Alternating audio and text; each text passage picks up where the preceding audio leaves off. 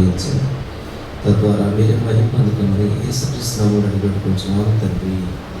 ఆమేన్. సంతోషకరమైన విషయం, బాప్తిస్మ అనుభవంలోకి నలుగురు బిడ్డలు రావడం. బాప్తిస్మం అంటే ఏంటి అనే విషయాన్ని ఈ మధ్యాహ్న వేళ కొద్ది నిమిషాలు నేర్చుకోవడానికి ప్రయత్నించేద్దాం. బాప్తిస్మం లేకపోతే పరలోకం లేదు.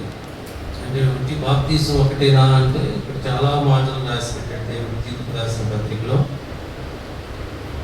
ధర్మశాస్త్రం అంటే బైబిల్లో పాత నిబంధన గ్రంథం, దాన్ని బాగా చదివిన ఒక చదువని నికోదేము అనే ఆయన రాత్రిపూట ప్రభువారిని ప్రశ్నిస్తున్నప్పుడు, నాకు మొత్తం తెలుసు, అయినా నువ్వు వచ్చి ప్రకటన చేసేదేంటి, నువ్వు దేవుని దగ్గర నుంచి వచ్చావని తెలుసు, కొన్ని అనుమానాలు ఉన్నాయి, తీర్చుకోవాలి అని ప్రభు యేసుక్రీస్తు వారిని రాత్రిపూట కలిసిన నికోదేము యోహాను సువార్త 3వ అధ్యాయంలో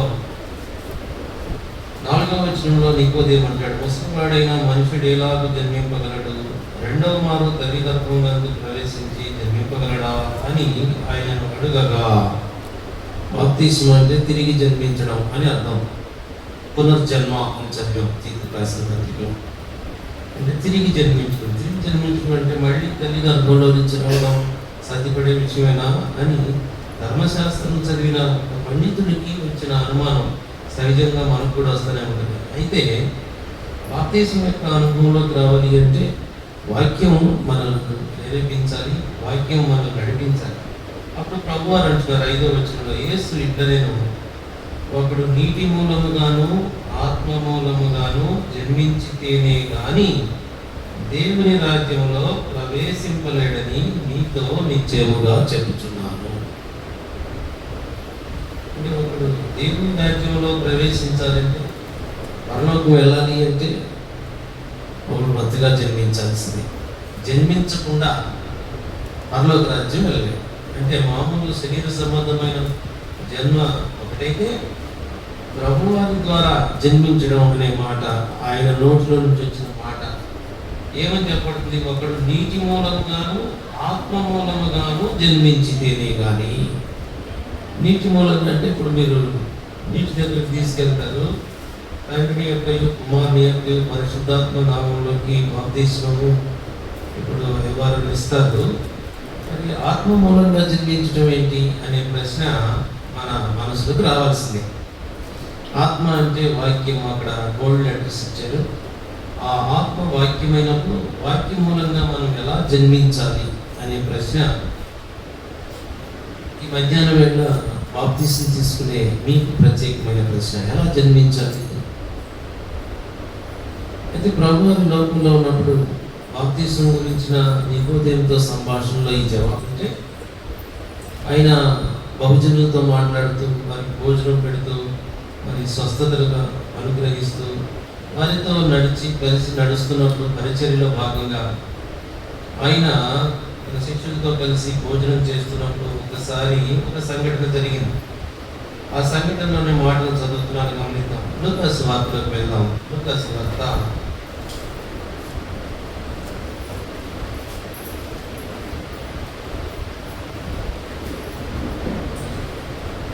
11వ అధ్యాయం. లూకా సువార్త 11వ అధ్యాయం 37 నుంచి చదువుతున్నాను, గమనిద్దాం. ఆయన మాట్లాడుతుండగా ఒక పరిసయ్యుడు తనతో కూడా భోజనము చేయమని ఆయనను పిలువగా, ఆయన లోపలికి వెళ్ళి భోజన పంక్తికి వచ్చినను. ఆయన భోజనమునకు ముందుగా స్నానము చేయలేదని పరిసయ్యుడు చూసి ఆశ్చర్యపడాను. అందుకు ప్రభు ఇట్లాను, పరిసయ్యులైన మీరు గిన్నెయు పళ్ళెమును వెలుపల శుద్ధి చేయుదురు గాని మీ అంతరంగము దోపుతోనూ చెడుతనంతోనూ నిండి ఉన్నది. అవివేకులారా, వెలుపలి భాగమును చేసినవాడు లోపలి భాగము చేయలేదా? కాగా మీకు కలిగినవి ధర్మం చేయండి, అప్పుడు మీకు అన్నీ శుద్ధిగా ఉండు. అంటే లోపల భాగం బయట భాగం అంతా చేసింది ప్రభువే. అయితే ఆయన చేస్తాడు, ఆయనకి అనుమతి ఇవ్వాలి. కానీ మీరు పాత్రల విషయంకి వస్తే బయటే శుభ్రంగా ఉంచుతారు, లోపల అంత శుభ్రంగా చూడరు. మనిషి యొక్క బాహ్య అలంకరణనే మీరు గమనిస్తారు. అంటే కాళ్ళు కడుక్కోవడం వరకే చూస్తారు, హృదయం కడుక్కోవడం మీకు తెలియదు అనే కొంత ఆత్మ సంబంధమైన విషయం గురించి దేవుడు మాట్లాడాడు. అందుకనే ఆత్మ మూలంగా జన్మించాలి అనే మాట దేవుడు నికోదేముతో చెప్పాడు. ఆత్మ మూలముగా జన్మించితేనే కానీ, ఒకడు నీటి మూలముగాను ఆత్మ మూలముగాను జన్మించితేనే కానీ దేవుని రాజ్యంలో ప్రవేశింపలేవు అని చెప్తుంది వాక్యం. కాబట్టి అంతరంగం కూడా శుద్ధి నొందాలి, లోపల కూడా శుద్ధి అవ్వాల్సిందే. శుద్ధి అవ్వకుండా దేవుని రాజ్యంలో చేరడానికి లేదు. అంటే సగం అయితే కుదరదు. అందుకనే శరీరం పైన భాగమే కాకుండా అంతరంగం అంటే మనసు, అంతరంగం అంటే హృదయం శుద్ధి అవ్వాలి. దాన్ని మరి శుద్ధి చేసేది ఎవరు? ఈ రెండింటికి ఒక గుర్తుగా, సాక్ష్యంగా ఆత్మ ఉన్నాడు ప్రతి మనిషికి. ఆత్మ ద్వారా మనస్సును, ఆలోచన, హృదయాన్ని శుద్ధి చేయగలిగిన ఏకైక శక్తివంతుడు ఎవరై అంటే దేవుడే. దేవుడై ఉన్న వాక్యం తప్ప మరొకరు శుద్ధి చేయలేరు. అంతరంగాన్ని శుద్ధి చేయాలంటే అంతరంగంలో ఆయన ఉండగలిగితే, అంతరంగం ఆయనకి ఇవ్వగలిగితే, అంతరంగంలో ఆయన ఆలోచన ఉండగలిగితే ఆ శుద్ధి చేయబడడానికి ఇష్టపడతాం. అప్పుడు చేయబడటానికి మనకు దేవుని యొక్క ఆజ్ఞను బట్టి ఆ అంతరంగం శుద్ధీకరణలోకి వచ్చిన తర్వాత అది నూతన జన్మ అనుభవంలో ఒకడు క్రొత్తగా జన్మించిన అనుభవంలోకి వస్తాడు. క్రొత్తగా జన్మించడం అంటే తల్లిదండ్రుల్లోకి వెళ్ళడం కాదు, అంతరంగం మారడం. గతకాలం ఎలా ఉంది అంటే దీనికి బాగా ఎఫెసీలకు రాసిన పత్రికలో మనం చదువుతాం. ఎఫెసీలకు రాసిన పత్రిక 4వ అధ్యాయంలో ఒక మాట చదువుతాం. ఎఫెసీలకు రాసిన పత్రిక 4వ అధ్యాయంలోని మాట చదువుతాం. 4వ అధ్యాయం 17వ వచనాన్ని చదువుతాం.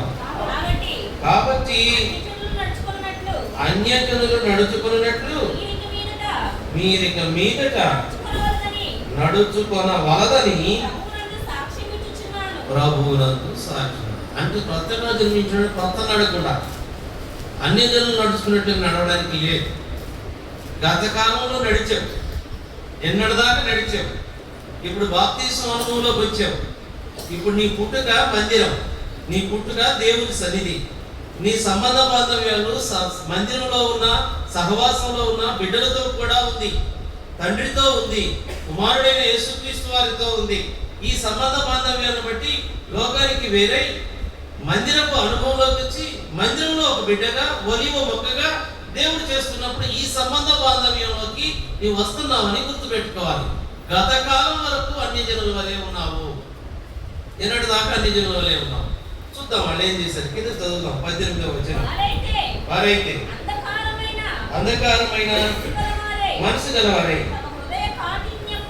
తమ హృదయ కాఠిన్యం వలన తమలోనున్న అజ్ఞానము చేత దేవుని వలన కలుగు జీవములో నుండి వేరుపరచబడిన వారై తమ మనసులకు కలిగిన వ్యర్థత అనుసరించి అన్ని జనుల యొక్క నడక లాంటిది. వ్యర్థత అంటే వేస్ట్, నిన్నటి దాకా వేస్ట్. ఇప్పుడు కొత్త జన్మ అంటే జీవ గ్రంథంలో పేరు రాయబడుతోంది. ఇది తరతరాలు ఉండేది, శాశ్వత కాలం ఉండేది. తండ్రి అయిన యెహోవా దేవుడు, కుమారుడైన యేసుక్రీస్తు వారు, పరిశుద్ధాత్మ దేవుడు, మనకంటే ముందు వెళ్ళిన పరిశుద్ధులు అందరూ కలిసి నివసించే ఆ ప్రదేశంలో, పరలోకంలో దేవుని రాజ్యంలో నివసించడానికి ఒక అనుమతి పత్రం లాంటిది ఆ పేరు రాయబడడం. అంటే ఆ పేరు రాయబడాలి అంటే ఒకడు కొత్తగా జన్మించాల్సిందే. ఒకడు కొత్తగా జన్మించాలంటే నీటి మూలంగా బాప్తిస్మా మూలంగా వస్తున్నప్పుడు ఆత్మ మూలంగా అంతరంగంలో మార్పులోకి రావాల్సిందే. అంతరంగంలో మార్పు లేకుండా వస్తే అది వ్యర్థధారణ అవుతుంది. అంతరంగంలో మార్పు ఏ విధంగా ఉంది? నిన్నటి వరకు వ్యర్థతలో ఉంది, నిన్నటి వరకు అంధకారంలో ఉంది. ఇప్పుడైతే మనం ఆ వ్యర్థతను వదిలిపెట్టి, అంధకారం వదిలిపెట్టి వెలుగైన ప్రభు దగ్గరికి రావాల్సిందే. ఇంకా కొంచెం ముందు చదువుదాం. 19వ వచనం. వారు సిగ్గులేని వారైంది నానా విధములైన అపవిత్రతను అత్యాశతో జరిగించుటకు తమను తామే కాముకత్వములకు అప్పగించుకున్నది. కాముకత్వం అంటే లస్ట్ అంటారు. అంటే ఒక పని చేయాలి అంటే వాళ్ళ తీవ్రమైన కోరిక. అటువంటి దానిలో దేవుని కంటే మించింది చాలా ఉందని నిన్నటి దాకా లోకంలో తిరిగాం. ఆ లోకాన్ని విడిచిపెట్టి ఇప్పుడు ప్రభు వారి దగ్గరికి వచ్చాం. జీవం కలిగిన ప్రభు దగ్గరికి వచ్చాం. మందిరానికి వచ్చాం. పాపాన్ని ఒప్పుకున్నాం, పశ్చాత్తాపడ్డాం, ఒప్పుకోల్లో ఉన్నాం. ఇప్పుడు ఏం చేయాలి? నూతన జన్మ అనుభవంలోకి రావాలి. అంతరంగంలో మార్పు రావాలి. వ్యర్థతను వదిలిపెట్టాలి, అంధకారం వదిలిపెట్టాలి. జీవం కలిగిన ప్రభు యొక్క మాటలను అంతరంగంలో కలిగి ఉండాలి. అట్టి అనుభవం నూతన జన్మ అనుభవం. కొంచెం ముందు చదువుదాం. 20వ వచనం. అయితే మీరు యేసును గూర్చి విని ఆయన ఎంతటి సత్యము ఉన్నది ఉన్నట్టుగానే ఆయన యందు ఉపదేశింపబడిన వారైన ఎడల క్రీస్తును నేర్చుకున్న వారు కారు. కావున మునుపటి ప్రవర్తన విషయంలోనైతే మోసకరమైన దురాశ వలన చెడిపోవు మీ ప్రాచీన స్వభావం వదులుకొని మీ చిత్తవృత్తి యందు నూతన పరచబడిన వారై నీతియు యథార్థమైన భక్తి గల వారై దేవుని పోలికగా సృష్టింపబడిన నవీన స్వభావమును ధరించుకోవాలి. ఇది నూతన జన్మ. నూతన జన్మ అంటే దేవుని చిత్త ప్రకారం నడవాలి. ప్రాచీన స్వభావం వదిలిపెట్టాలి, వ్యర్థతను వదిలిపెట్టాలి, అంధకారం వదిలిపెట్టాలి. సొంత ఇష్టాలు, సిగ్గు లేకుండా గత కాలంలో చేసిన పనులన్నింటినీ ఇప్పుడు ఇక వాటి జోలు పోకుండా ఉండాలి. కాముకత్వం వదిలిపెట్టాలి. సత్యము ఉన్నది ఉన్నట్టుగానే ప్రభు వారు ఏదైనారో ఆ సత్యం దగ్గరికి రావాల్సిందే. కానీ నువ్వు నిన్నటిదాకా నేనే సత్యం అనుకున్నావు కదా, అది సత్యం కాదు, దేవుడే సత్యం అని క్రీస్తు వారి దగ్గరికి రావడం అనేది నవీన స్వభావంలోకి రావాలి. ఇది ఆత్మ మూలంగా జన్మించడం యొక్క ప్రత్యేక పద్ధతి. ఇది క్రమం, వాక్యం. ఇది దేవుని యొక్క ప్రత్యక్షతలోకి దేవుడు తీసుకొస్తా ఉన్నాడు. అంతే కదండి. పత్రికలు రాసిన పౌలు గారే తన జీవితంలో కలిగిన అనుభవాన్ని బట్టి అడుగడుగున శరీరం, శారీరక క్రియల గురించి ఆయన పడుతున్న అంతర్మథనం నుంచి, శరీరంలో నాకు కూడా ఒక ముళ్ళుందని ఆయన అనుభవపూర్వకంగా చెప్పిన అనుభవ సాక్ష్యాన్ని బట్టి, ఆయన ప్రభువుకి నేనైనా నష్టపరుస్తానేమని భయంతో పలుకుతున్న మాట, పౌలు గారి సాక్ష్యం నుంచి కొన్ని మాటలు చూద్దాం. రోమాపత్రికలోకి వెళ్దాం. 7వ అధ్యాయం. రోమాపత్రిక 7వ అధ్యాయం 18-19 వచనాలు చదువుతాం. నాయందు అనగా నా శరీరమందు మంచిది ఏదియు నివసింపదని నేను ఎరుగుదును. మేలైనది చేయవలన కోరిక నాకు కలుగుతున్నది, కానీ దానిని చేయుట నాకు కలుగుట లేదు. శరీరం యొక్క తత్వం ఇది. ఇది ప్రాచీన స్వభావం. మేలు గురించి ఆలోచన చేయదు శరీరం. పర్లేదులే కానీ అంటది. దేవుని గురించి ఆలోచన చేయదు, వద్దులే అంటది. ప్రార్థన అంటే ఇప్పుడు కాదులే అంటది. వాక్యం చదువుతామంటే చాలా టైం ఉందిలే అంటది. ఇదంతా శరీర సంబంధమైన విషయం. ఈ శరీరంలో మంచిదేది లేదని పౌలు గారే ఒప్పుకుంటున్నాడు. దానికి మనం ఎంత, మన బ్రతికెంత, మన జీవితం ఎంత, మనం చేస్తున్న పనులేంటి, మన ప్రవర్తన ఏంటి, మన అలవాట్లేంటి, మన చిత్తవృత్తి ఏంటి, మన స్వభావం ఏంటి, మనం ఎలా ఉన్నాం, మన మాట తీరు ఎలా ఉంది, మన నడక ఎలా ఉంది, మన పద్ధతి ఎలా ఉంది, మన తీరు ఎలా ఉంది, మన క్రమం ఎలా ఉంది. వాక్యం దగ్గరికి, ఒక కొత్త దగ్గరికి వస్తే మనం ఎలా నిలబడగలుగుతాం. అందుకనే పౌలు గారు తన వాక్యం ద్వారా, తన అనుభవ సాక్ష్యాన్ని మన కొరకై దేవుని ద్వారా రాయించి పెట్టిన మాట. ఈ శరీరంలో మంచిదేది లేదు. అంతే కదండి. ఈ శరీరంలో మంచిదేది లేదు. నువ్వు చాలా విలువైనవన్నీ తీసుకుంటా ఉంటావు, కానీ బయటకు వచ్చే అన్ని అపవిత్రమైనవే. శరీరంలోంచి మంచిది ఏది రాదు. కానీ శరీరంలో నివసించే, ఆ అంతరంగంలో నివసించే ఆత్మ అది మంచిది కాదు, ఇది మంచిది అని తెలియజేసి ఆ ఆత్మను దాటిపోయే ఈ శరీర లక్షణం నిన్నటి దాకా ఉంది, సిగ్గుమాలిన దానిలాగా ఉంది, వ్యర్థతలో ఉంది, నిన్నటి దాకా అంధకారంలో ఉంది, నిన్నటి దాకా దుష్టత్వంలో ఉంది. దాన్ని విడిచిపెట్టి జీవం కలిగిన దేవుని వైపుకి, ఆయన సన్నిధిని అనుభవించడానికి, క్రొత్తగా జన్మించడానికి దేవుని యొక్క కృపను పొందిన మీరు నిజంగా ధన్యులు. ఈ విషయమై పరలోకం ఆనందిస్తోంది. పరలోకంలో దేవదూతలంతా ఆనందిస్తూ ఉన్నారు. కానీ మనం ఈ నూతన అనుభవంలోకి రావడానికి వాక్యము నీలో పనిచేయాలి. వాక్యం ద్వారా మన జీవితాలు కట్టబడాలి. వాక్యం ఏ విధంగా మనలో పనిచేస్తుందో మరొకసారి రోమా గ్రంథంలో చూద్దాం. రోమా పత్రికలో మరొక మాట చూద్దాం. రోమా పత్రిక 7వ అధ్యాయం 25వ వచనం చదువుదాం. మన ప్రభు అయిన యేసుక్రీస్తు ద్వారా దేవునికి కృతజ్ఞతాస్తుతులు చెల్లించుచున్నాను. కాగా మనసు విషయంలో నేను దైవ నియమమునకును శరీర విషయంలో పాప నియమమునకును.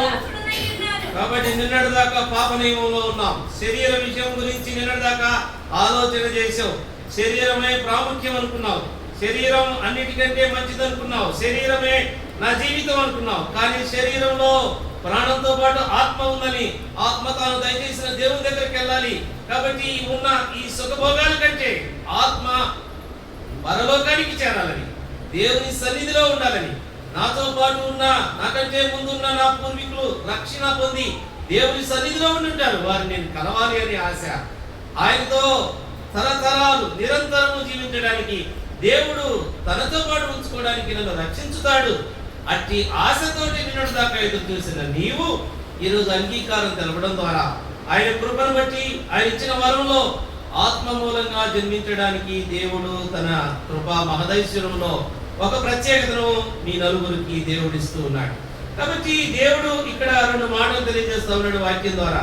కాగా మనస్సు విషయంలో నేను దైవ నియమమునకును అన్నాడు. అంటే ఇప్పుడు దాకా మనస్సు లోక సంబంధమైన మనస్సు. ఇప్పటి వరకు మనస్సు నా ఇష్టం, నాది, నేనే చెప్తే అదే అనే మనస్సు. ఇప్పటిదాకా పాప నియమములకు సంబంధించిన శరీర సంబంధమైన మనస్సు.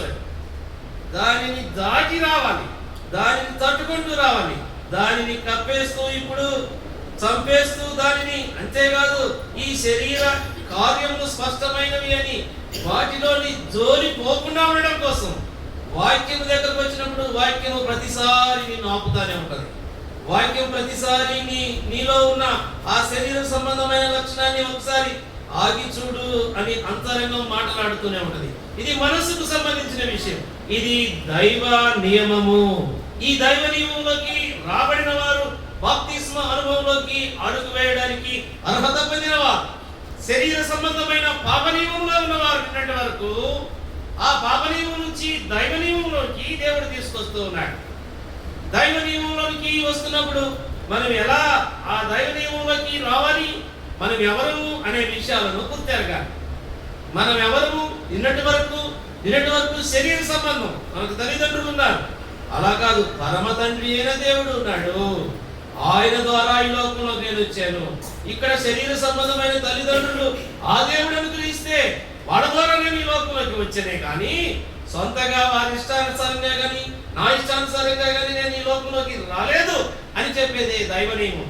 అట్టి అనుజ్ఞ, అట్టి ఆజ్ఞలోకి బద్ధులమై అట్టి నియమంలోకి దేవుడు మనం తీసుకొస్తున్నప్పుడు మనము ఆయనకు నమ్మకంగా, ఆయనకు అంగీకారం తెలపగలగాలి. అంతేకాదండి, రోమా పత్రికలో మనం చదువుతాం 3వ అధ్యాయంలో 11వ వచనాన్ని చదువుదాం. తెలిసిన మాట ఇది చాలా సార్లు.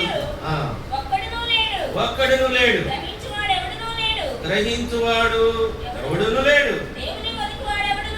దేవుని వెదకువాడు ఎవడు. అందుకని ఆయనే నశించిన దాన్ని వెదక రక్షించడానికి వచ్చాడు. ఆయన వెదక్కుంటూ వచ్చి నీకు వాక్యాన్ని నీ చెవులో వేసాడు. నీ చెవు హృదయానికి కనెక్ట్ అయింది. అది కృప. ఆ కృపను బట్టి నువ్వు రక్షణలోకి వచ్చావు. చాలా మందికి భ్రష్ట మనసుకు అప్పగించి ఇక వాళ్ళ జోలి దేవుడు ఎలాట్లా, వాళ్ళకి సువార్త కూడా వచ్చేదాన్ని కూడా 4 సార్లు అయిన తర్వాత ఇక 5వ సారి పోలేకుండా ఉంటే వాళ్ళ పరిస్థితి ఏంగాను నరకం అవుతుంది. వారి పరిస్థితి ఏమవుతుంది? పాతాళం అవుతుంది. కానీ దేవుడు కృప కలిగిన దేవుడు నిన్ను అక్కడ దాకా తీసుకొచ్చాడు. ఆయన వెనుక రక్షిస్తున్నానని సువార్తను నీకు తీసుకొచ్చాడు. అంతే కదండి. ప్రసంగి గ్రంథంలో కూడా ఇవే మాటలు చదువుతాం. ప్రసంగి గ్రంథంలో కూడా చదువుతాం. ప్రసంగి గ్రంథంలో ఇవే మాటలను చదువుతాం.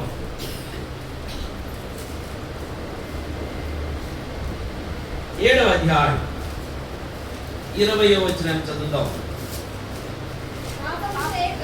ఆ, మేలు చేయుచుండు నీతిమంతుడు పాపము పాపము చేయక పాపము చేయక మేలు చేయుచుండు నీతిమంతుడు మేలు చేయుచుండు నీతిమంతుడు భూమి మీద ఒకడైనను లేడు. భూమి మీద ఒకడైనను లేడు అని చెప్తుంది వాక్యం.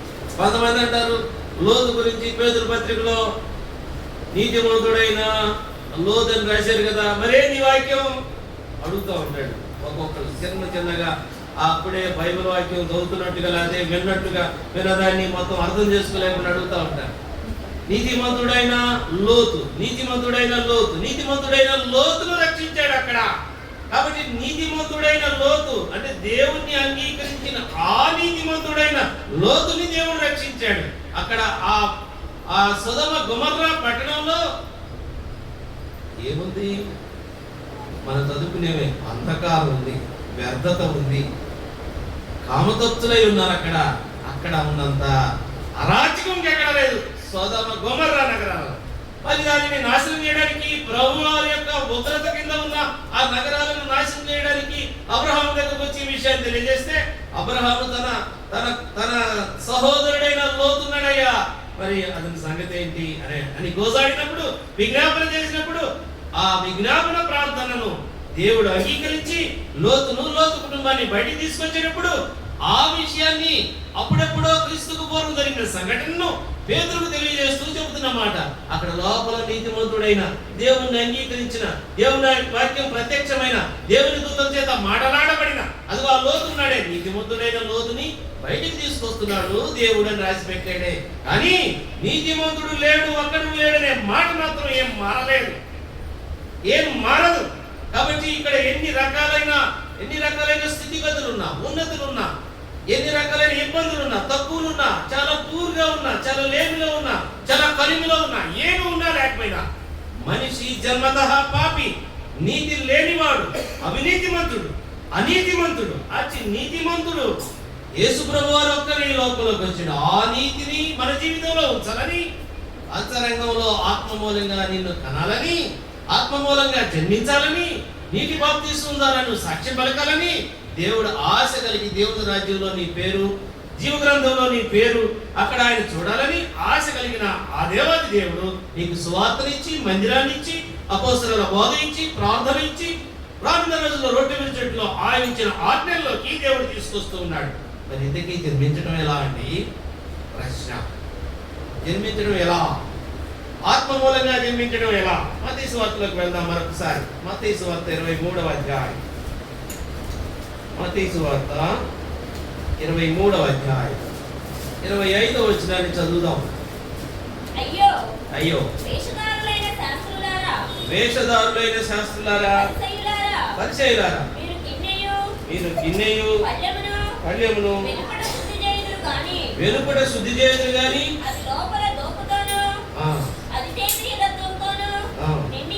నిండి ఉన్నది.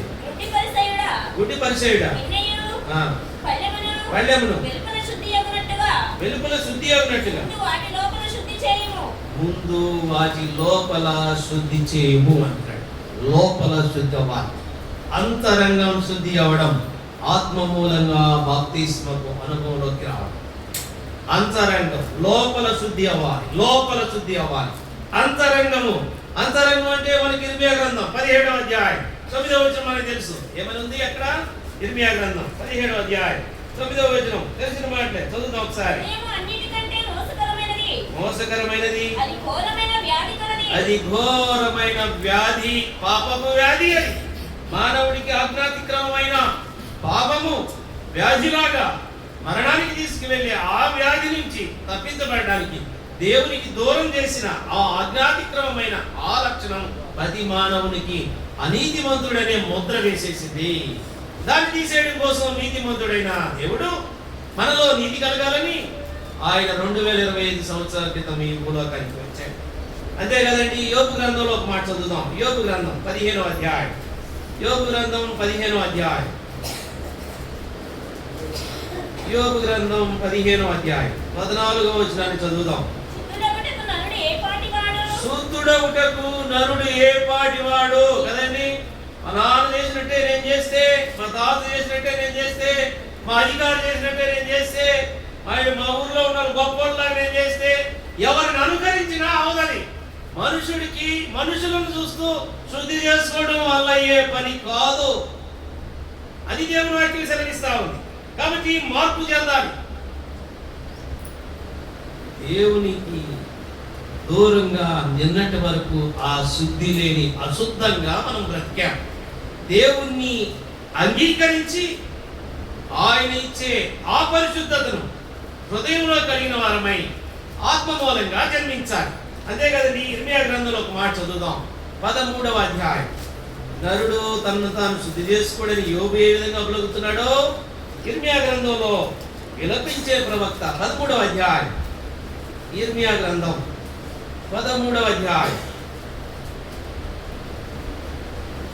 23వ వచనాన్ని చదువుదాం.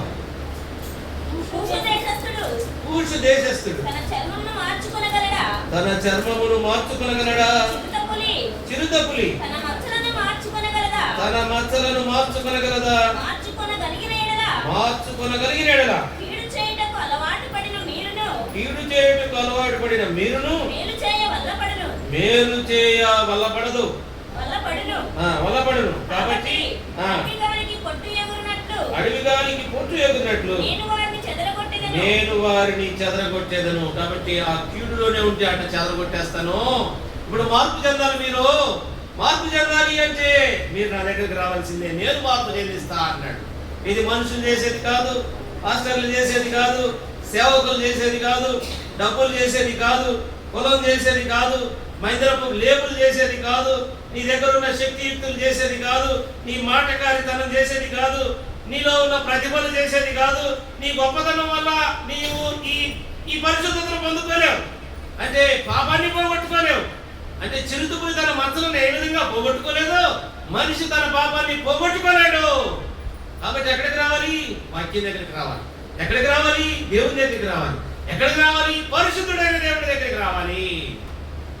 అందుకని మనం ఆయన దగ్గరికి వచ్చిన ఆయన మాటల ద్వారా ఆత్మ మూలంగా జన్మించే పద్ధతిలోకి, క్రమంలోకి ఏ విధంగా రావాలో 4 మాటలను గమనించి మనం ముగింపులోకి వద్దాం. పేతురు రాసిన మొదటి పత్రిక 2వ అధ్యాయం. పేతురు రాసిన మొదటి పత్రిక 2వ అధ్యాయం 24వ వచనాన్ని చదువుదాం. మనము పాపం విషయమై చనిపోయి దేని విషయమై అంట? నీతి విషయమై జీవించినట్లు ఆయన తానే తన శరీరమందు మాను మీద మోసుకొనెను. ఆయన పొందిన గాయముల చేత మీరు స్వస్థత నొందితిరి. కదండి. ఈ పాపానికి స్వస్థత, విరుగుడు. అంటే ఒక రోగం పోవాలంటే దానికి మందు. పాపానికి మందు పరిశుద్ధత, మరణానికి మందు జీవము. అర్థం చేసుకోవాలి. జీవము అని చెప్పింది ఎవరు? ప్రభు వారు. పరిశుద్ధుడైన వారు ఎవరు? ప్రభు అయిన వారు. కాబట్టి ఇది ఏ మూలంగా జన్మించాలి? ఆత్మ మూలంగా, అంటే వాక్యం మూలంగా జన్మించాలి. కాబట్టి విరుగుడైన, పాపానికి విరుగుడైన, అవినీతికి విరుగుడైన ప్రభు అయిన యేసుక్రీస్తు వారి యందు విశ్వాసం ఉంచిన నీవు ఆత్మ మూలంగా జన్మించగలుగుతావు. ఆత్మ మూలంగా జన్మించే పద్ధతి ఏ విధంగా బైబిల్ వాక్యం మనకు తెలియజేస్తుందో 4 మాటలను ఈ మధ్యాహ్న వేళ హృదయాల మీద రాయించబడడానికి పరిశుద్ధాత్మ యొక్క అనుమతిని కోరదాం. మొదటిగా ఒక మాటను చూద్దాం. యాకోబు రాసిన పత్రిక 1వ అధ్యాయం. యాకోబు పత్రిక 1వ అధ్యాయం. యాకోబు పత్రిక 1వ అధ్యాయం.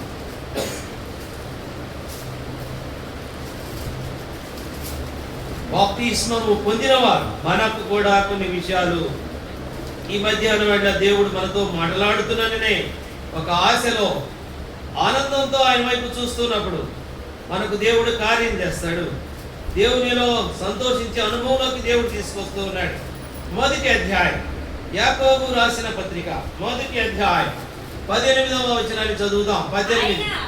ఆయన తాను సృష్టించిన వాటిలో మనము ప్రథమ ఫలముగా ఉండునట్లు సత్యవాక్యము వలన మనలను తన తన సంకల్ప ప్రకారము కనెను అని రాశాడు కదండి. చక్కగా రాశాడు. ఆత్మ మూలముగా జన్మించుట ఎట్లు? జవాబు ఏమనుంది? సత్యవాక్యము వలన తన సంకల్పము ప్రకారము అన్నాడు. దేవుడు బిడ్డలం మనము నేటి నుంచి. జీవగ్రంథంలో పేరు రాయబడిన వారు ఆత్మ మూలముగా జన్మించిన వారై సత్యవాక్యము వలన పుట్టిన వారైన వారు. అట్టి అనుభవం ఈ మధ్యాహ్నం వేళ దేవుడు నీకు ఇస్తూ ఉన్నాడు. అవునండి, కళ్ళు బాగానే ఉన్నాయి, చదవచ్చు. వాక్యం చదువుతున్నావా? వాక్యము పాపం అంటే ఏంటో చెప్పుద్ది. ఈ పాపం అంటే ఏంటో పర్సనల్గా మాట్లాడదు. ఆ పాపం చేత నువ్వు పట్టబడి ఉన్నావని చెప్పుద్ది. ఆ పాపం నుంచి, ఆ పాప ఇబ్బంది నుంచి ఆయన విడిపించ సమర్థుడైనాడని చెప్పుద్ది. ఆ పాపం మీద అపవాదికి పెత్తనం లేదు. దాన్ని నేను విరగొట్టేశాను, దాని ముళ్ళు విరిచాను, దాని మీద జయాన్ని పొందాను. మరణం దాని ఎండ్ పాయింట్ అయితే ఆ మరణాన్ని నేను జయించి లేచాను కదా, నేను జయసాగిని కదా, నా దగ్గరికి రా, ఆ పాప విముక్తి నీకు జరుగుతోంది అని దేవుడు వాక్యం ద్వారా మాట్లాడతాడు. కొన్ని మందిరాల్లో, కొన్ని సంఘాలలో బాప్తిస్మపు అనుభవంలోకి రావాలి అంటే వాక్యం చదువుతున్నావా అని అడుగుతారు. వాక్యం ఏ వాక్యం చదివావు? ఏ వాక్యము నిన్ను పాపిగా గుర్తు చేసింది? ఏ వాక్యం నిన్ను కనింది? ఇంత వాక్యాలు ఉన్నాయి కదా, ఇన్ని 66 పుస్తకాలు ఉన్నాయి కదా, ఇంత సువార్త ఉంది కదా, ఈ సువార్తలో ఏ మాట నిన్ను పట్టుకుంది? దైవజనులైన వారు, భక్తులైన వారు, కేవలం దేవునికి ఇష్టమైన వారు వాక్యము చేత కనబడితే తప్ప వారు నీటి మూలంగా జన్మించొచ్చేమో కానీ ఆత్మ మూలంగా జన్మించినట్టు కాదు.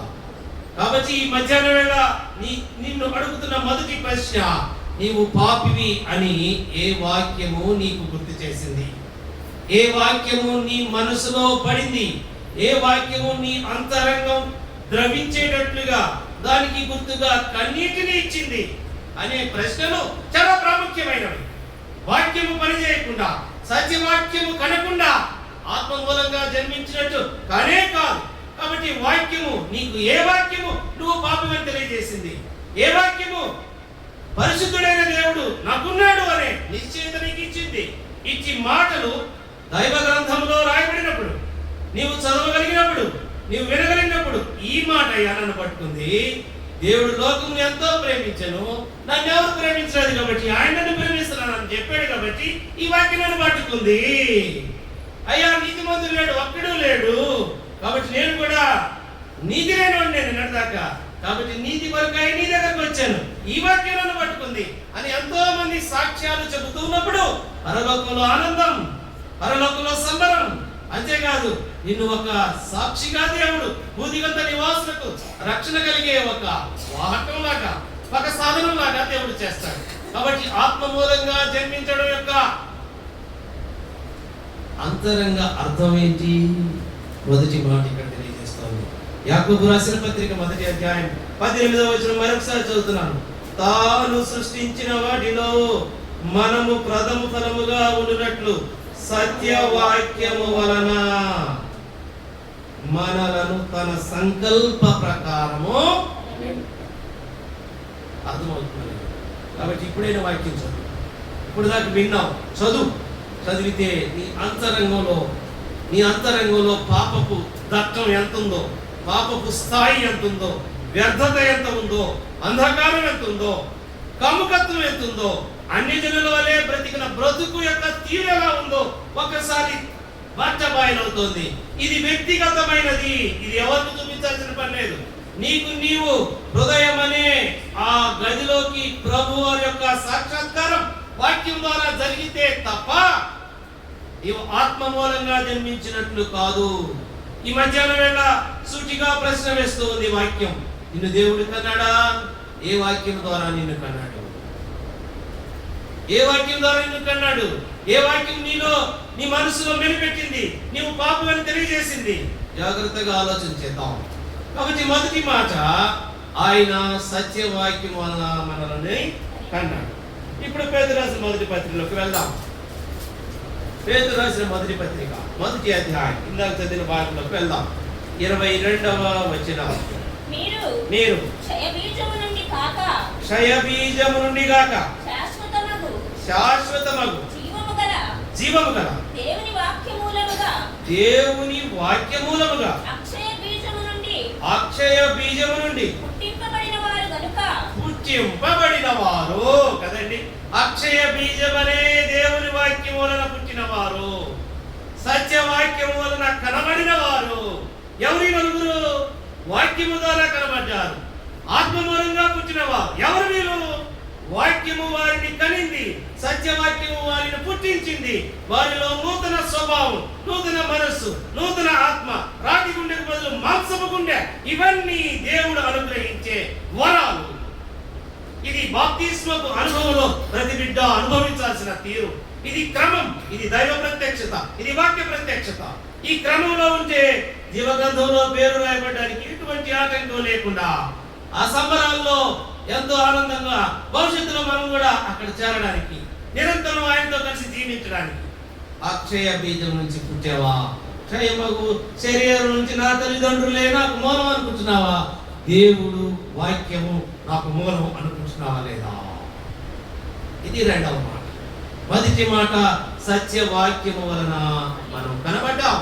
రెండవది అక్షయ బీజము వలన మన జీవితాలు, ఈ రోజు ఈ నలుగురి జీవితాలు దేవుడు తన పరలోక రాజ్యంలోకి, దేవుని రాజ్యంలోకి మరొక నలుగురు బిడ్డలను అనుమతిస్తూ ఉన్నాడు, కంటూ ఉన్నాడు. వాక్యము ద్వారా తన బిడ్డలుగా చేసుకుంటూ ఉన్నాడు.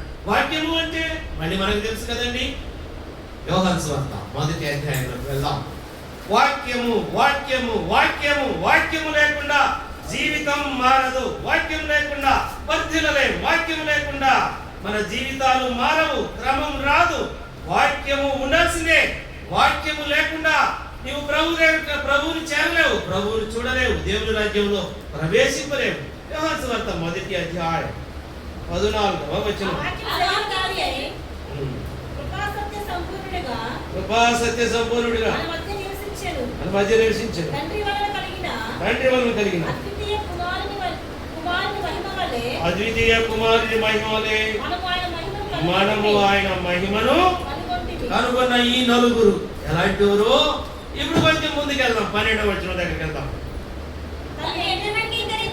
తన్ను ఎందరు అంగీకరించెను వారికందరికి అనగా తన నామమందు విశ్వాసం ఉంచిన వారికి దేవుని పిల్లలకు ఆయన అధికారం అనుగ్రహించెను. తర్వాత మాట అందరం కలిసి చదువుదాం.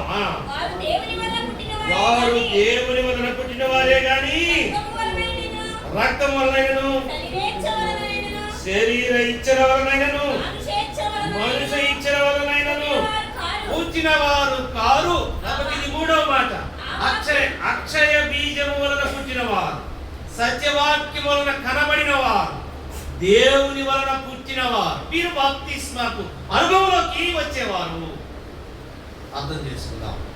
ఆ వాక్యమే శరీరధారి అయి కృపా సత్య సంపూర్ణుడిగా మన మధ్య నివసించింది. ఆ వాక్యమందు విశ్వాసం ఉంచిన వారు దేవుని పిల్లలయ్యే అధికారం ఇచ్చాడు. ఆ పిల్లలు ఎవరయ్యా అంటే రక్త మాంసముల ద్వారా పుట్టిన వారు కాదు, ఈ శరీర ఇచ్చిన వల్ల, మనుషుల ఇచ్చిన వల్ల పుట్టిన వారు కాదు, దేవుని మూలంగా పుట్టిన వారు.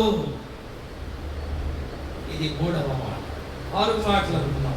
మొదటి మాట మరొకసారి, సత్యవాక్యం వల్ల కనబడ్డాం. రెండవది అక్షయ బీజం వల్ల మనం ఈ లోకంలో పుట్టాం. మూడవదిగా దేవుని వలన పుట్టిన వారము, ఆయన యందు విశ్వాసము వల్ల దేవుని బిడ్డలుగా మనం ఈ లోకంలోకి పుట్టిన వారు. అంతేకాదండి, మరొక మాట చూద్దాం. పేతురు రాసిన మొదటి పత్రిక 1వ అధ్యాయం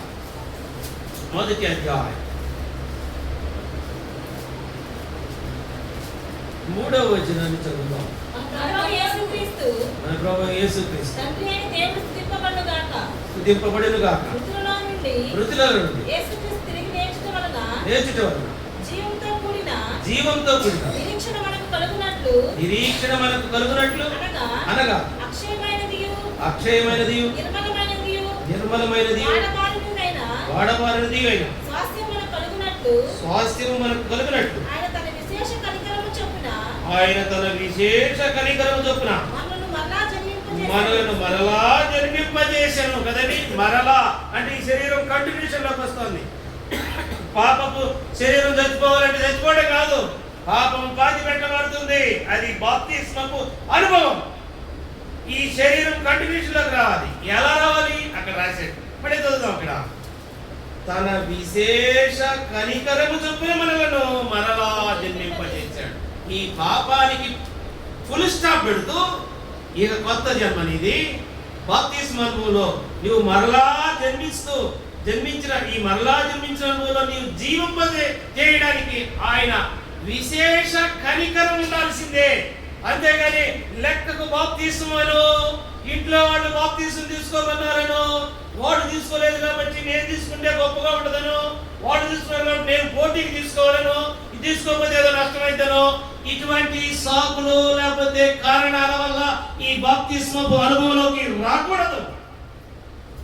ఆయన విశేష కనికరం పొందడం కొరకు మనల్ని జీవింపజేసే ప్రభు నాతో ఉన్నాడు. ఆయన కనికరం ఇక్కడి నుంచి నన్ను బ్రతికిస్తోంది, నన్ను జీవింపజేస్తుంది. ఇది 4వ అనుభవం. బాప్తిస్మం అంటే ఊరికనే అట్లా నీళ్ళలో బడబడ మునిగి లేవడం కాదు. బాప్తిస్మం అంటే పాపం పాతిపెట్టబడడానికి వాక్యం నీలో కార్యం చేయాలి. వాక్యము నూతన జన్మ అనుభవంలోకి తీసుకురావాలి. వాక్యము నీలో నూతన జన్మ అనుభవంలోకి వస్తున్నప్పుడు ప్రభువారు ఇచ్చిన ఆ వాక్యము నీలో పాపివి అని గుర్తు చేస్తున్నప్పుడు పరిశుద్ధుడైన ప్రభు యొక్క గొప్పతనం, ఈ పాపం వల్ల పాతాళం నోరు తెరుచుకొని ఉందే దాన్ని తప్పించబడడానికి ఆయన విశేష కనికరం నా మీద ఉంది అనే ఒక ఆశతోటి జీవించడం బాప్తిస్మపు అనుభవం అంటే. బాప్తిస్మం అంటే ఊరికనే ఆశామాషగా బాప్తిస్మం అయిపోయింది, ఇక నాకు లైసెన్స్, నా ఇష్టం వచ్చినట్టు చేస్తాను, నాకు ఇంకా అడ్డు వదుకు లేదు, నా ఇష్టానుసారం అంటానికి లేదు. ఇష్టానుసారుడైన హృదయానుసారుడైన దావీదు గురించి మనకు తెలుసుద్ది. ఒక చిన్న తప్పు చేసినందుకు 7 సంవత్సరాలు ప్రభు వారు మాట్లాడకపోతే గోజాడి గోజాడి గోజాడి ఏడ్చి ఎర్రమన్నాయి. ప్రభు వారు తిరిగి మాట్లాడిన తర్వాత దేవుని యొక్క విశేష కనికరం దావీదు మీద ఉండబట్టి అన్ని కీర్తనలు మనకు దేవుడు రాయించి పెట్టి ఇక మీరు చదువుకోండి, వినండి, ఈ ప్రకారం నడవండి, ఈ ప్రకారం నడిస్తే మీరు నన్ను చేస్తారు, మీకు నిత్యము నాతో ఉండే ఒక ఆధిక్యత నేను ఇస్తాను అని నాడు దావీదు దగ్గర నుంచి పలికిన మాటలన్నీ మనకు దేవుడు ఎందుకు రాయించి పెట్టాడు? విశేష కనికరం ఉంటుంది. కాబట్టి మనం ఏ ఇబ్బందికైనా ఎక్కడికి పోవాలి? కనికరయుతుడైన ప్రభు వారి దగ్గరికి వెళ్ళాలి. ఆయన ప్రతి విషయంలో జన్మింపజేస్తాడు, జీవింపజేస్తాడు. నువ్వు ఇట్లా కాదు నాయన, ఒకసారి ఏదైనా తట్టుకొని పడితే కాస్త దెబ్బ తగలడానికి లేదా మంచి అవ్వడానికి అవకాశం ఉన్న ఆ క్షణాలు కూడా ఆ దుమ్ము దులిపి ఆ గాయాన్ని కచ్చి స్వస్థతనిచ్చే కనికర విశేష కనికరం చూపించే ప్రభు ఉన్నాడు అనాలి. కానీ బాప్తిసం పొందిన తర్వాత ప్రభు వారిని మర్చేటట్టుగా ఉండకూడదు. ఇది నూతన జన్మ అనుభవంగా. కాబట్టి తన విశేష కనికరం చొప్పున మనల్ని జీవింపజేస్తూ ఉన్నాడు. కాబట్టి 4 ప్రాముఖ్యమైన విషయాలు బాప్తిస్మ అనుభవంలో, క్రొత్త జన్మ అనుభవంలో, ఆత్మమూలంగా జన్మించడం యొక్క అనుభవం యొక్క అర్థం వాక్యం యొక్క వెలుగులో మన జీవితాలు పరిశీలనలోకి రావాలి. అయితే అండి బాప్తిస్మం తీసుకున్న తర్వాత ఎట్లా అంత బాగా ఎన్ని బాగానే ఉంది. వాక్యం చదువుతున్నా, వాక్యం కలిగింది, వాక్యపు బిడ్డని, మందిరానికి వస్తున్నా, పోతున్నా, పౌనుకులు వేస్తున్నా, పాట పాడుతున్నా, అన్ని బాగా. ఇక ఎట్లా నడవాలండి బాప్తిస్మం తీసుకున్న వాళ్ళు? ఈ ప్రశ్న చివరి ప్రశ్న ఈ మధ్యాహ్నం ఎలా నడవాలి 3 మాటలు చదువుకొని మనం ముగించుకుందాం. బాప్తిస్మం అనుభవంలోకి రావడానికి వాక్యము మనకు 4 అంతల అనుభవంలోకి నడిపించింది. అది ఆత్మమూలంగా నడిచే నూతన జన్మ అనుభవంలోకి ఆత్మమూలంగా జన్మించే పద్ధతి వాక్యం మనకు నేర్పిస్తూ ఉంది. వాక్యం మనల్ని ఆ విధంగా నడిపిస్తూ ఉంది. మనుషులు కాదు నడిపించేది, ఇది శక్తులు కాదు నడిపించేది, సర్వాధికారి అయిన ప్రభువే మనల్ని నడిపిస్తున్నాడు. ఆ ప్రభు వాక్యం ద్వారా మనల్ని నడిపిస్తూ ఉన్నాడు. మనం గమనిద్దాం. 3 మాటలే బాప్తిస్మపు అనుభవం పొందిన బిడ్డల యొక్క నడక శైలి ఎలా ఉండాలో చూద్దాం. యోహాను రాసిన మొదటి పత్రిక 2వ అధ్యాయం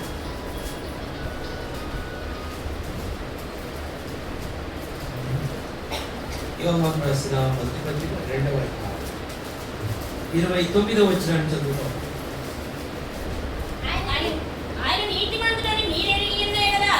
ఆయన నీతిమంతుడని మీరు ఎరిగిన నీతిని జరిగించు ప్రతివాడును నీతిని జరిగించు ప్రతివాడును ఆయన మూలముగా పుట్టి ఉన్నాడని ఎరుగుదము.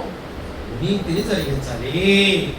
బాప్తిస్మపు అనుభవంలోకి వచ్చిన వాడి నడక ఎట్లుండాలి ప్రశ్న వేశాడు. ఆ ప్రశ్నకు జవాబు ఎక్కడుంది? ఇదిగో యోహాను పత్రికలో ఉంది. ఏమని ఉంది? నీతిమంతుడే ఆయన నన్ను కన్నాడు, ఆయన మూలంగా పుట్టాను, అక్షయ జీవనాలో ఉంది, నేను ఆయన కనికరం చొప్పున బతుకుతున్నాను అనే వాని యొక్క లక్షణం పద్ధతి ఎలా ఉండాలి? నీతిని జరిగించే వాడిలాగా ఉండాలి. నీతి అంటే ప్రభువైన యేసుక్రీస్తు వారు. ప్రభువైన యేసుక్రీస్తు వారు ఏం చేశారు? నూరు తెరవని ప్రేమ అయినది, క్షమించిన ప్రేమ అయినది, సహించిన ప్రేమ అయినది, సహాయం చేసిన ప్రేమ అయినది, ఆకలి వంచి ఆహారం పెట్టిన ప్రేమ అయినది, కాళ్ళు లేకపోతే కాళ్ళు ఇచ్చిన ప్రేమ అయినది. ఎన్ని రకాలుగా ఆయన ప్రేమ ఎన్ని కోణాల్లో మనం అర్థం చేసుకోవచ్చు. సువార్త చదివినప్పుడు సువార్తలు చదవాలి. ఆ సువార్తలు ఆయన చేసిన కార్యములు, ఆయన నీడలు నాయుడు చేసిన మహత్కార్యమైన రక్షణ కార్యములు అంటిపెట్టుకుని నడిచే బ్రతుకులో నీతిని జరిగించడం అనేది మొదటి అడుగు. మళ్ళీ చదువుతాం మాట, మళ్ళీ ఒకసారి చదువుతాం. ఆయన నీతిమంతుడని నీతిమంతుడు మీరు ఎరిగి మీరు ఎరిగి ఉన్న ఎడల ఉన్నాడు కదండి. ఆయన నీతిమంతుడు లేడు, ఒక్కడు లేడు. ఆ నీతిమంతుడైన ప్రభు వారి దగ్గరికి నువ్వు వచ్చావు.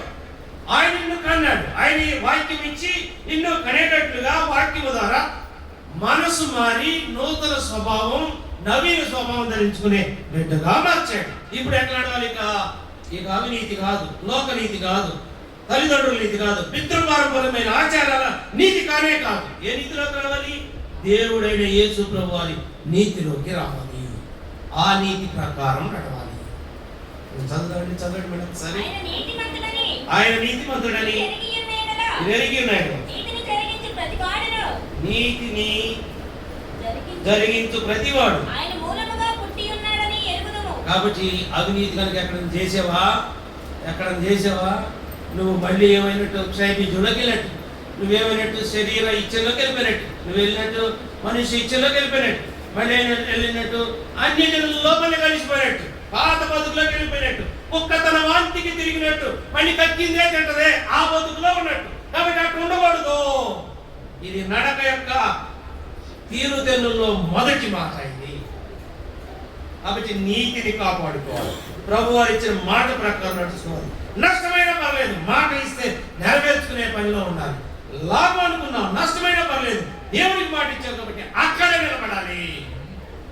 ఇలా నీతిని కలిగి జీవించడం బాప్తిస్మపు అనుభవంలో అడుగు వేసే కనబడిన బిడ్డల యొక్క లక్షణం ఇది.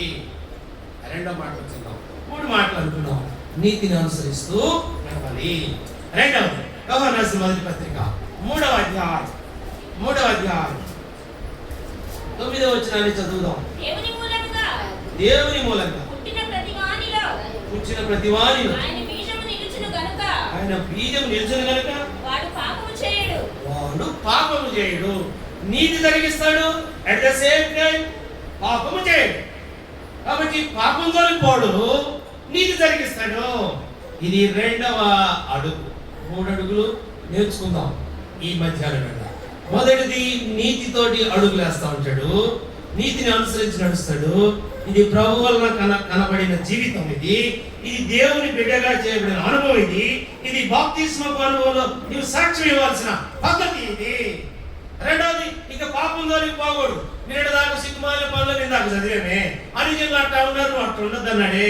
పాత స్వభావం అన్నాడే, ప్రాచీన స్వభావం అన్నాడే, నవీన స్వభావంలోకి రమ్మన్నాడే, దేవుని చిత్తవృత్తి యందు అడుగులేమన్నాడే. అట్లా రావడం కోసం ఇక పాపం జోలికి వెళ్ళకూడదు. ఇది రెండవ మాట. అక్కడ ఇంకొక 5వ అధ్యాయంలో ఒక మాట చదువుతాం. యోహాను రాసిన మొదటి పత్రిక 5వ అధ్యాయం 18వ వచనాన్ని చదువుదాం. దేవుని మూలముగా పుట్టినవాడు ఎవడును? దేవుని మూలంగా పుట్టినవాడు ఎవడును? పాపం చేయడని ఎరుగుదుము. దేవుని మూలంగా పుట్టినవాడు దేవుని మూలంగా పుట్టినవాడు తను భద్రం చేసుకొనును గనుక నన్ను భద్రం చేసుకున్నాడు కనుక దుష్టుడు వారిని ముట్టడు. ఏం చేయడంట. దుష్టుడు వారిని ముట్టడు. కాబట్టి పాపానికి విరుగుడేంది పరిశుద్ధత. పరిశుద్ధత అంటే ఏంది వాక్యం. వాక్యం మనకు కవిత్వం లాగా పనిచేయాలి. ప్రతి మాటకి వాక్యం జవాబు చెప్పగలగాలి. వాక్యం ఇదిగో ఈ వాక్యం ఎట్టుంది కాబట్టి నేను చేయను. ఆ పద్ధతిలో బతకాలి. అడుగు వేయాలి, ఇటువైపు అడుగు వేయకూడదు. అడుగు నీతితో అడుగేయాలి, పాపం వైపు అడుగేయకూడదు. ఈ రెండు జరుగుతున్నప్పుడు నీవు దేవుని మూలంగా పుట్టినవాడు కనుక భద్రతను కలిగి ఉండాలి. పాపం చేయకుండా పరిశుద్ధతను నీతిని కలిగి ఉండటం వల్ల భద్రతలో ఉన్నావు నీవు అని అర్థం. చివరికి ఒక మాట, అదే పత్రికలు 4వ అధ్యాయం. వీటిని నిర్వర్తించాలి అంటే, వీటిని చేయాలి అంటే, వీటి పద్ధతిలోకి రావాలి అంటే, వాక్య ప్రకారం నడవాలి అంటే దేవుడు ఇస్తున్న మాటను ఒక్కసారి చదివి మనం బాప్తిస్మా కార్యక్రమంలోకి వెళ్దాం. 4వ అధ్యాయం 7వ వచనం చదువుదాం. ప్రియులారా, మనము ఒకరినొకడు ప్రేమింతము. ఎలయనగా ప్రేమ దేవుని మూలంగా కలుగుచున్నది. ప్రేమించు ప్రతివాడును దేవుని మూలంగా పుట్టినవాడై.